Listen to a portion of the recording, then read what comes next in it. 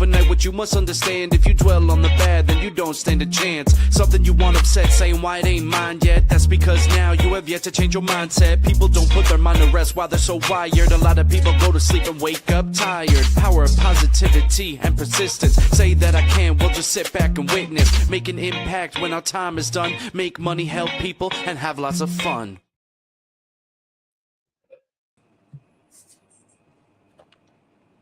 Hey. Hey, long time no see. How are you? I'm doing well. I have no idea why Gigi won't let me in. What's up, Gigi? Hey, take it personally. I have no need to be offended. I will tell you that. What's going on, gentlemen? Hey, Brett's it's all in good. Nigeria, and I'm sitting here on my island, and you're in Miami. I am in Miami on my way to London, so we're very All right. blessed, all three of us. Yeah. Hey, Welcome, you go to everybody. London. He's in Nigeria. I'm heading to Japan tomorrow. Oh, Yeah. There you go. That's awesome. We got the Hey, world covered. Gigi, what episode are we on? 910. 9 or so? No, All sorry, right. yeah. All right, good. Enough of her. All right. Welcome to episode 910 or so of Office Hours. We are blessed to be here with two extraordinary mentors, coaches, and teachers. The Blaine Bartlett, my mentor, coach, and teacher, moving possibilities into probabilities. And of course, the powerful one out of Nigeria.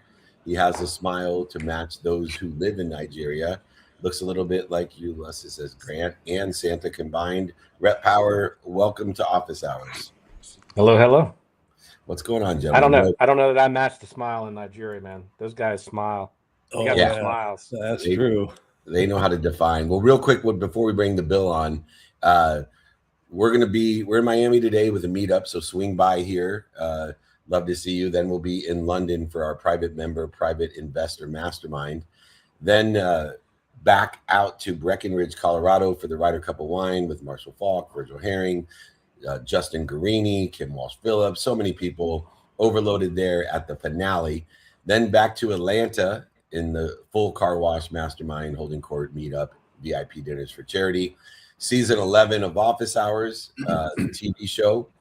Then to San Diego with our newest location, as my wife and I are blessed to have a new location to meet up in combination with our beach house. Come and join us and see us there in San Diego. And then back to SoFi Stadium. That's how you get to 200 cities a year. You got to blow up to show up, and that's what we do to glow up. Meanwhile, if you want to stay informed and invited, it's almost impossible internally and externally for all of us to do so. Just join our text community. It'll text you and let you know where we're going to be, when we're going to be there, and invite you there. 949 is the area code. 298-2905. Get a jump.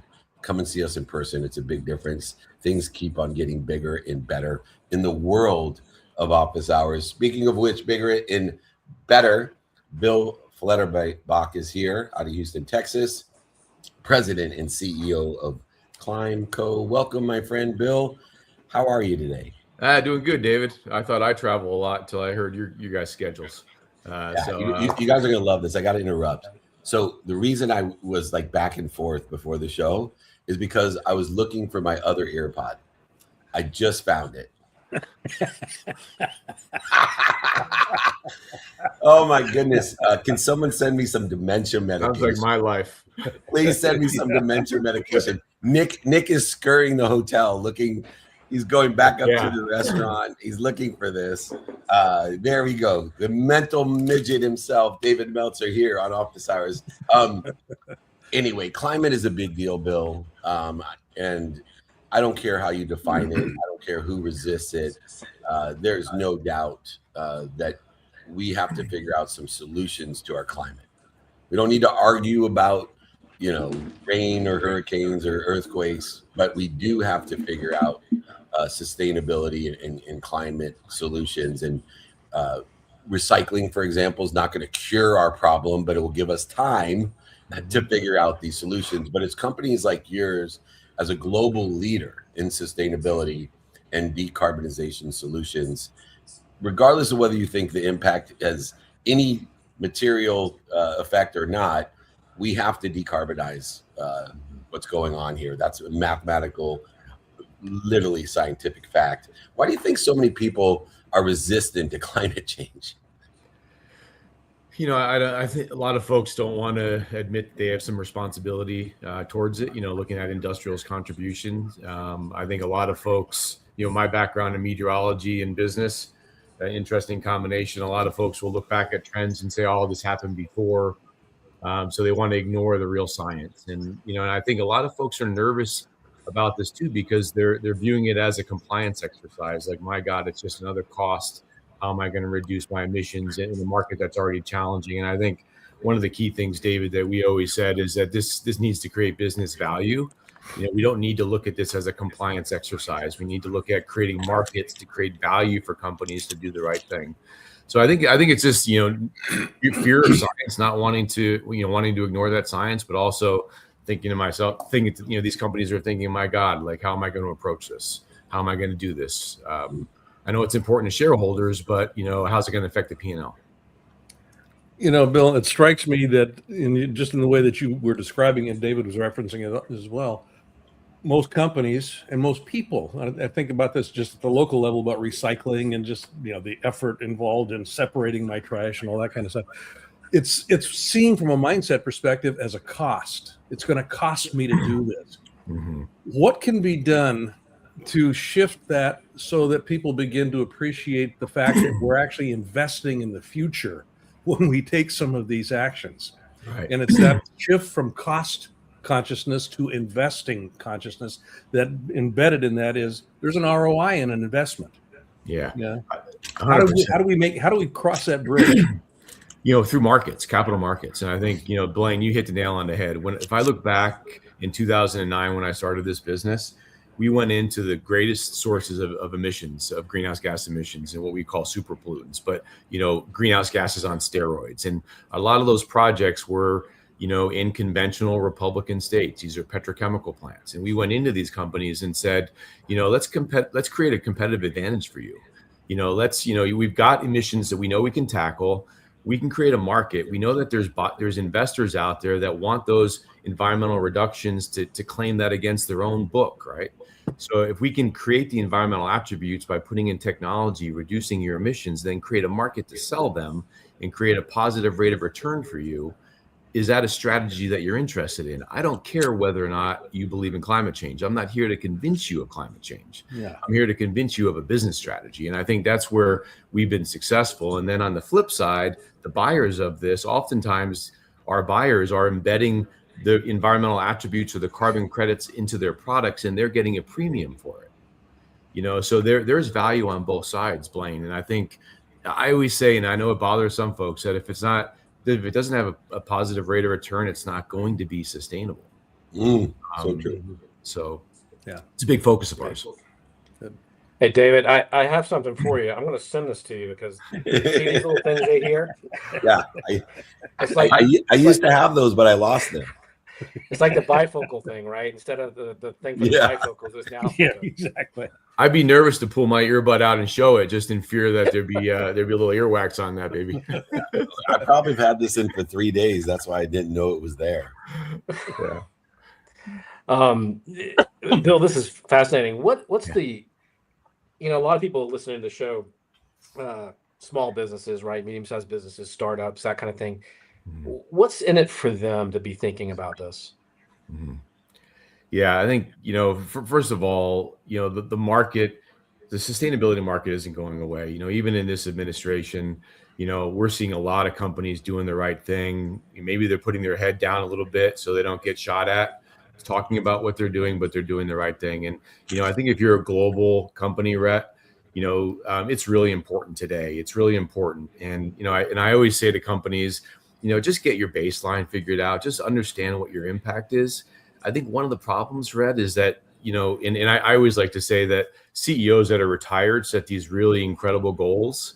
And then they walked away, they retired. And then the rest of the team is set with these goals that they can't accomplish because they were too aggressive they weren't based on reality. And I always say, get your baseline, look at your impact, whether or not it's greenhouse gases, which is what we're focused on, or other sustainability areas, and identify where you can use markets, where you can be creative, where you can save money, create return. But when you're setting your goals and you're communicating them to the shareholders, make sure they're realistic. This is what gets most folks, right? Is they're setting these goals and they can't accomplish them. And then what you're seeing right now is you're seeing companies back off these established goals because their predecessors set goals that were unrealistic. Mm-hmm. But Rhett, another thing, when we're talking about like branding our products, like we have a sustainable product badge that we use with Amazon.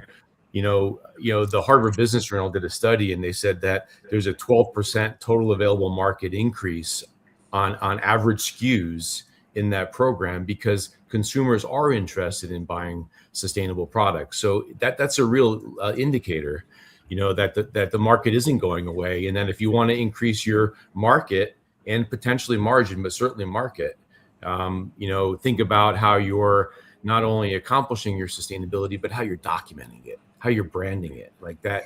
Like I always say, tell the story. Tell the story, right? I mean, when I always say, like, I call it a nutritional label. Sometimes I'm guilted by nutritional labels. If I go to Starbucks and I want that brownie and I see that it's 1,000 calories, at least I know how many calories are in it. Sometimes I eat it, sometimes I don't. But I think imagine a nutritional label for products that says what's the environmental impact, what's the carbon impact.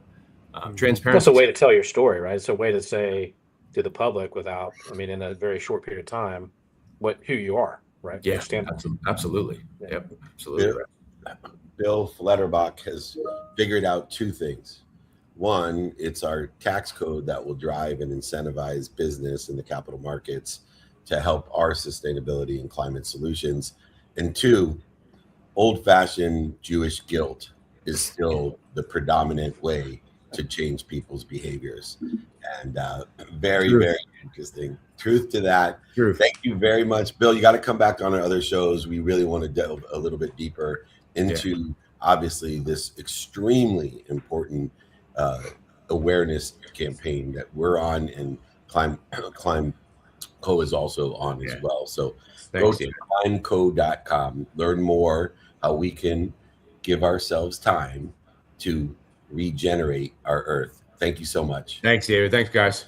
You bet, Bill. Ciao. Thank you. Every time I meet someone named Bill, that reminds me of the Saturday morning cartoon. I'm just a Bill. I'm only a Bill. Sitting here on Capitol Hill. All right. Speaking of Capitol Hill and the kooky things that go on, Sam Kukathus is here. He's going to be hopefully joining me in London. He probably doesn't even know I'm coming there today, but hopefully he does. He'll bring over to Mayfair to our private mastermind. But we'd love to see Bill while we're there. He's the founder at Soul Purpose Leaders and is chairman of Napoleon Hill. It's good to know that somebody understands the soul purpose, the soul of business. Welcome, Sam, to Office Hours episode 910 or so.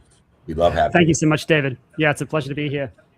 Pleasure to have you. And, you have worked with multi-billion-dollar leaders and understanding this idea of soul purpose. Obviously, the definiteness of purpose is one thing. For me, to bring in the understanding of soul purpose is a divine description. You can't talk about soul without spirituality of some sort. In those theories, philosophies, and religions that surround itself with that spirituality is quite interesting. How do you see the spirituality in your app, which is Resonance OS, creating and transforming and inspiring the human potential? Sure. So let me paint you a little bit of a vision of it. So what I imagine is that the future of conscious companies would come with all of their company would start their day by coming into resonance. So they'll spend about 8 minutes. And what that's going to do is it's going to create a baseline of coherence. They're going to come into flow state. They're going to come into peace and relaxation, and they're going to leave behind the problems of the day. So if they're coming in on Monday and they've got Monday-itis, they're going to come back into a state where they're actually able to perform. And then what's also going to happen is if they're actually not fulfilled within that company, they're going to leave. So you're going to actually have people who are really wanting to be there as a consequence. And then in the afternoon, when people go into a state where the glucose levels spike after lunch, you're going to bring them into a state where they can actually go back into flow state. So instead of having 4 hours of deep work in a day, you could potentially have 8 if you wanted to, right? So that's what I see. And then at the end of the day, they can come back to their family and they can be super connected with them and dissolve any kind of internal conflicts and just be present. So that's going to change the nature of work. But then you can shift it the same at the social system level, right? You can bring this into healthcare, you can bring this into medicine, you can bring this into politics eventually, maybe not straight away. And that's literally going to shift the vibration at which these systems function at, because so much of them are driven at fear and scarcity. So if you actually shift the vibration like a David Hawkins scale of consciousness, and what that's going to allow is for the system to essentially reinvent itself from within. I'm fascinated, Sam, with your ability to actually position this, frame this with high performance leaders, typically alpha, in their makeup. How do you actually what's your positioning frame, I guess, so that they don't go from a dismissive perspective, oh, this is just woo-woo, this is just, that's too soft to pay attention to, because what you're really working with, is resonance. It's, flow state, all this kind of stuff. They need to hear, as they pursue these visions that they have set for themselves and their organizations, a practical outcome for paying attention to what you're suggesting. How do you position that with them? Yeah, like one of the easiest ways is with wealth. So for instance, like we have people shift the ceilings of wealth within an hour. So that's like what I do privately with people all the time. They come in to create a deeper level of aligned wealth. I've had people who've come in and their subconscious belief was money was poverty, and they were looking to create $4.5 million for the next couple of years.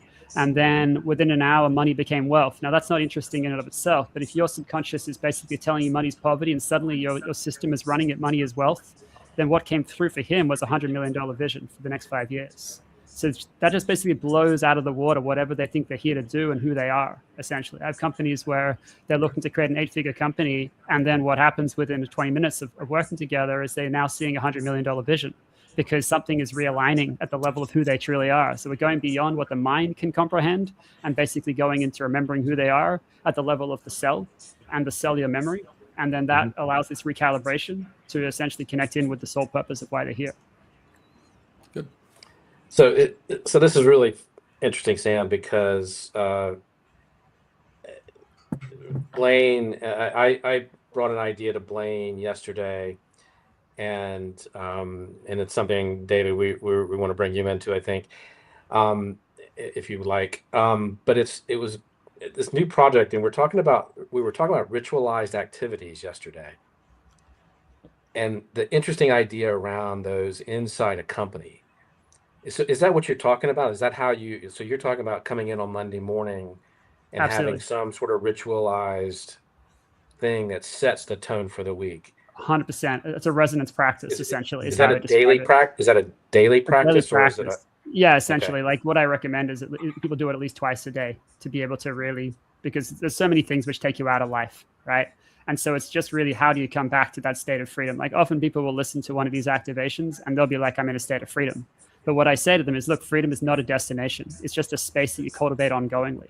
So the whole idea of financial freedom, freedom in general, as an out there phenomenon is just bullshit, right? Because I've worked with people who are billionaires and then they've lost $1 billion company by the time we've worked with them. And then like all I have to do is go through the system of where did that actually come from in the first place? Oh, there was scarcity based on the ancestral, based on the family. And so it was natural that was going to probably take place at some point because they always had a fear of losing it all. That's what I found with so many people who are extremely wealthy, is that they still have this fear of losing it all. So you need to recalibrate that system energetically so that that's no longer there, so they can start to actually do what they're here for. Good. So true, to find that common backbone of ease and understanding how flow, inspiration, intuition, and intelligence at its infinite nature. Praised by one of our dear friends, gentlemen, the incredible Reverend Michael Beckwith, giving us an elevated awareness to how to live at peace, ease, to allow the universe to provide us the abundant, unified, infinite system of thought that we all belong to, and the healing power and creativity that exists within it. We can utilize it for almost anything, personally and professionally: talent acquisition, talent development, and talent retention. If you want to get strictly to the bottom line, check out their app, Resonance OS, at resonanceos.io. And Sam, please promise us you'll come back. Say hi to our mutual friends as well. Keep up the great work. I would love to, David. Yeah, thanks so much, Blaine. Thanks so much, Too David. bad Gandhi didn't have that. He could have distributed this better than I. Literally, Gandhi was the source of changing the world and bringing down the British Empire with Resonance. So what a brilliant app. Thank you so much for joining us. Thank you. Appreciate it, guys. Awesome. Only getting better in episode 910 or so of Office Hours. We are blessed to have one of the greatest communities of people that want to help each other and know people that help each other. And Ari is no exception to that. Ari Kimmelfeld is here, based out of New York, and founder and CEO of Commonplace. Try commonplace.com. Ari, welcome to Office Hours, episode 910 or so. Yeah, thanks so much for having me, David. It's great to be here.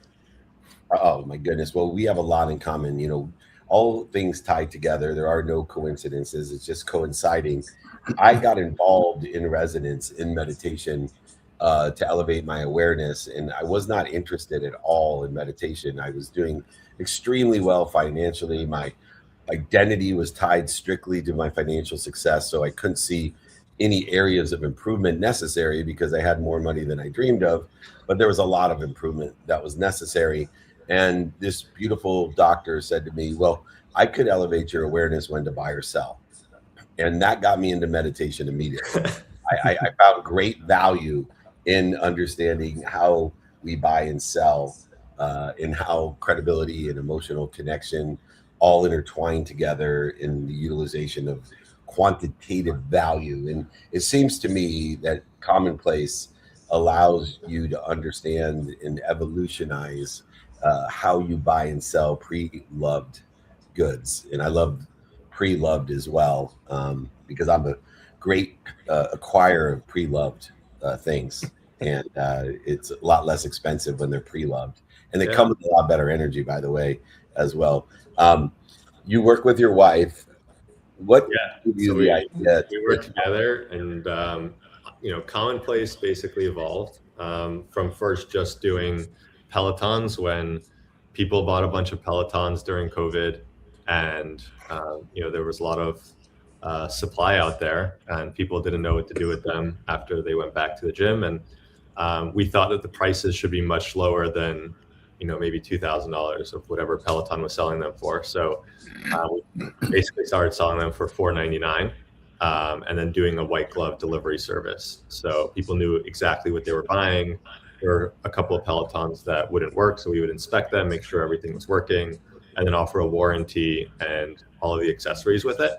And then with Commonplace, we're expanding that in basically across the country, and getting into some other categories like wellness, so hot tubs, golf carts, sauna, home gyms, appliances, things that are complicated, that are high value.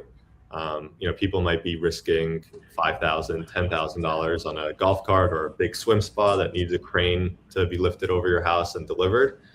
So we're doing all of that end to end, from pickup inspection to final delivery, and then the warranty after that, making it super easy. So making complex transactions easy is basically what Commonplace is about.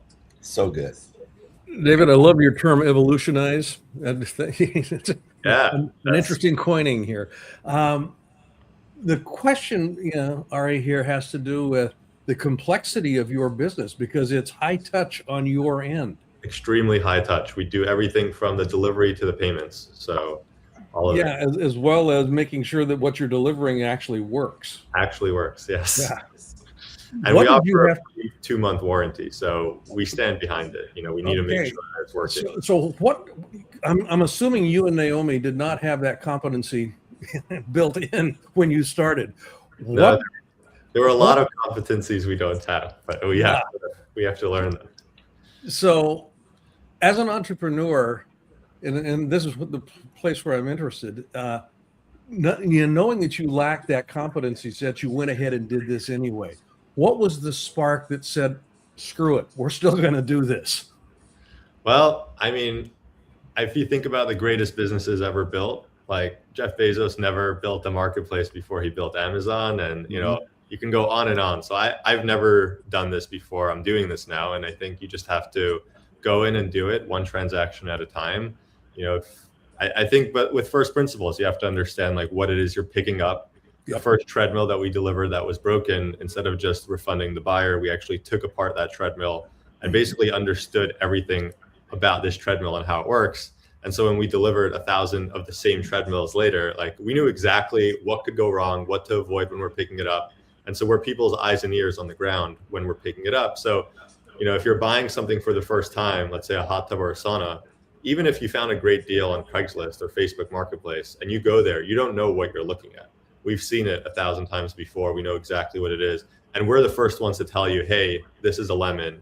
You should probably skip this one. And that's free of charge. Mm-hmm. How are you? I'm just fascinated by this because the name doesn't tell me, equipment. Yeah. Like, how are you telling the world about this? How are you like getting this out? I'm fascinated by how people market their products.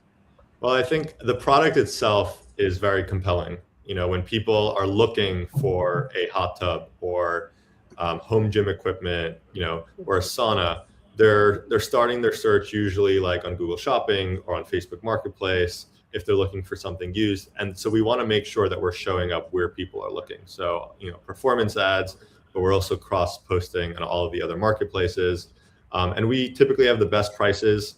We're 55% less than retail on average. We have some things that are 80, 90% off retail. We deliver super fast. We have the free warranty. You don't have to deal with strangers in terms of like payments and pickup and all that hassle. So the offer is very compelling, and you can pay upon delivery. So some people, are like, I'm not going to buy something until I see it, especially if it's secondhand. So all you need is just a $1 deposit to buy something, and then you see it, you test it out, and then you pay upon delivery. I'll tell you this, Ari. I get to see thousands of companies and evaluate the businesses themselves and understand the capabilities of a business, how it aligns with what's stable, what's doing well, what I think is going to be doing well. And I just want to compliment you because of the thousands of businesses that I get to evaluate. That's very kind. You hit every mark. I think the only weaker spot was the one that Rhett brought up is, it went from trade my stuff to commonplace. And I think in the long run, it'll stick and resonate and align with what you're doing. But I think the challenge early on is that it doesn't really say how powerful this you have. But agree. In the long run, neither did Amazon or Google or Apple. Yeah, I agree. But Right.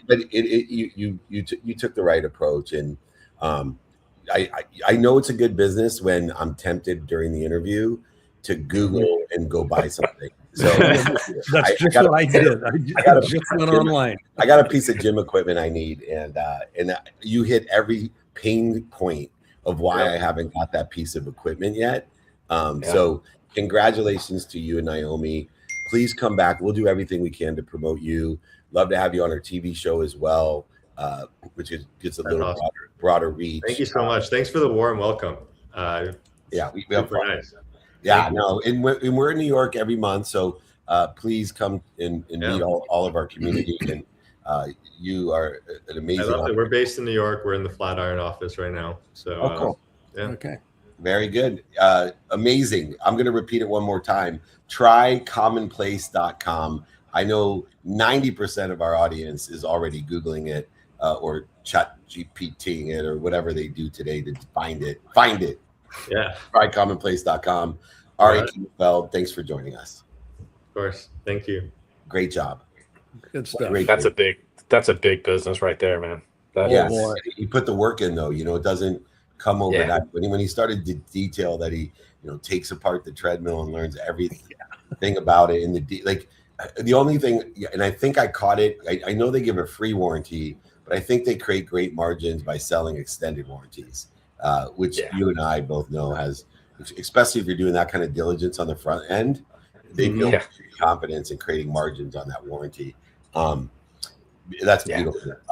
Wow, I am going to go there today and see what I'm going to buy.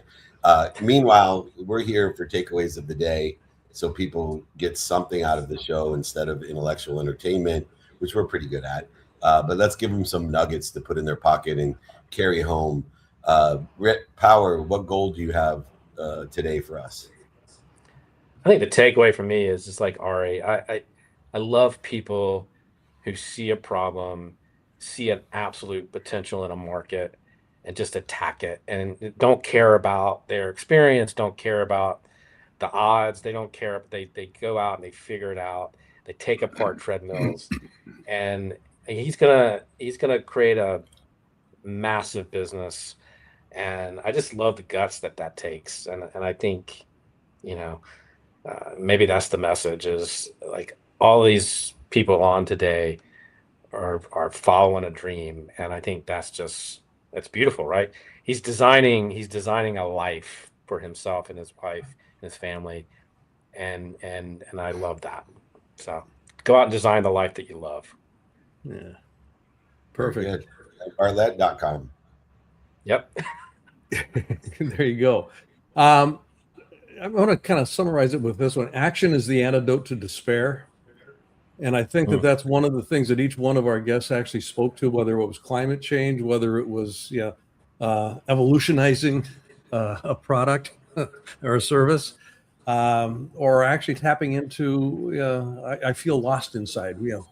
Take action. Take action.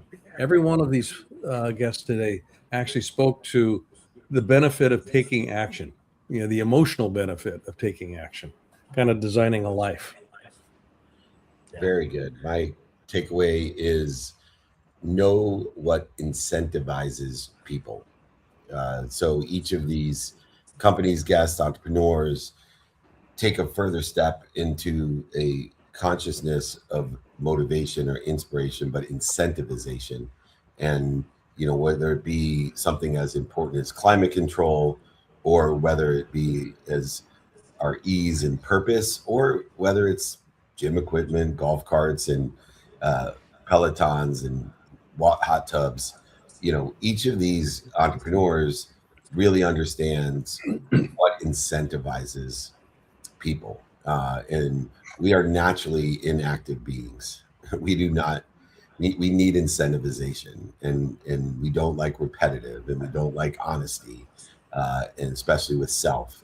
And so I think all three of these entrepreneurs did an exceptional job of understanding the stimulation of interest, the incentivization, in order to create a success of a sustainable business. So that which inspires us, I will tell you what inspires me, the double B. That's Blaine Bartlett, BlaineBartlett.com, an inspiration to millions. And the powerful one, that's right, the father of Will Power, the father of Max Power, Rhett Power from Nigeria.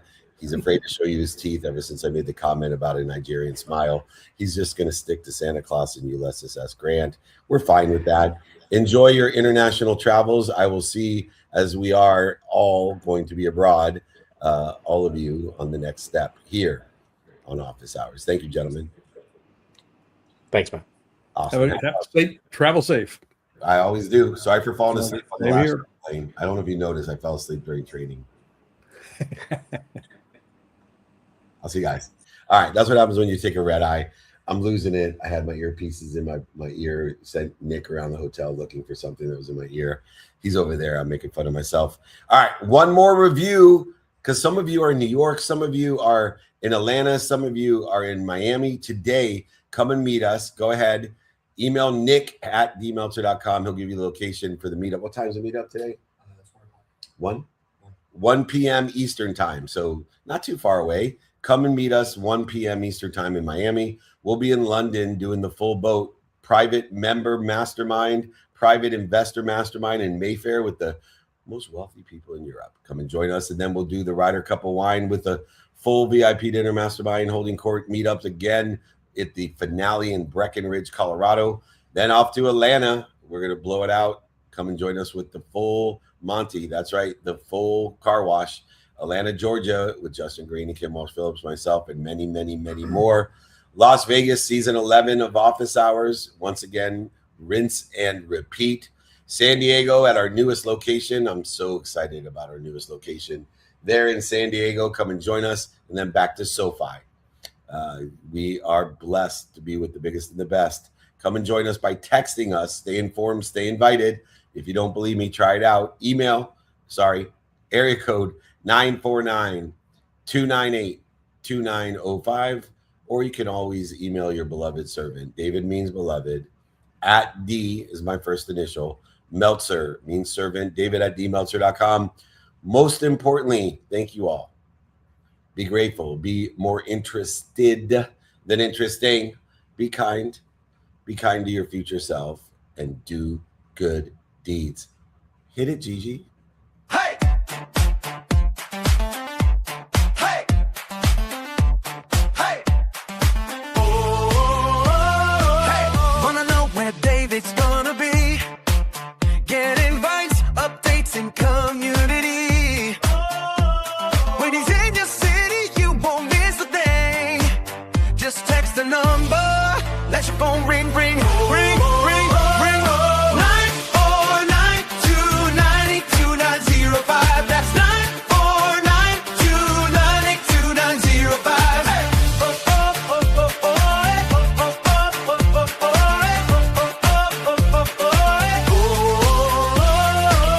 Events, connection, and opportunity. All in one place. Come join the community. So text it now, don't wait in line. 949-298-2905. That's 949-298-2905.